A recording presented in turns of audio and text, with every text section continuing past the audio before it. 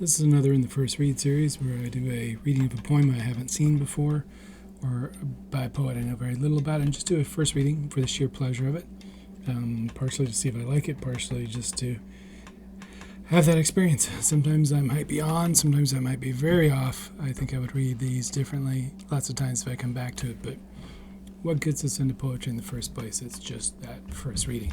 So this one is from Dead Mule, deadmule.com. Dead Mule does lots of fiction, nonfiction poetry. They do little memoirs as well, so it's something to check out. It's a Southern-focused journal, Southern in terms of American. Each poet, writer, whatever has to do a legitimacy statement, which I think is just kind of funny. This one I'm going to take a look at. It's by Byron Hoot, who I don't know at all. I don't read these beforehand, before I get on here. I just kind of read through them. And I always like to take a look at the form when I get to something for the first time. I'm looking at this one, returning. I recycle back to where I began, where Morgan fishing, looking for rhyme at the end of the lines. I'm not seeing a lot. There's a lot of INGs, but I don't think that's working for rhyme here. I have recycled myself back to where, that's 10, began a hillside outside of Morgantown. Okay, that's 11, where I learned of woods and fishing. That's 9. So the lines have different number of syllables, so I'm going to treat this as a free verse poem or an open form until I see something different. It is fairly boxy, so the poet is wanting to do something fairly regularized. There's a bunch of eyes I can just see from here, so I'm going to assume this is a fairly straightforward narrative poem until I go through and see. Let's check it out. So returning, I recycled myself back to where I began. A hillside outside of Morgantown, where I learned of woods and fishing. So, recycled myself back to where I began. So this poem is about going back to an original story, to original place, and recycling the person there. Or like finding what's there and changing it into something new. Hillside outside of Morgantown, where I learned woods and fishing in ponds and butchering cows, dehorning them, and baling hay. So it's a fairly, what I would have called growing up country style of lifestyle, woods, fishing,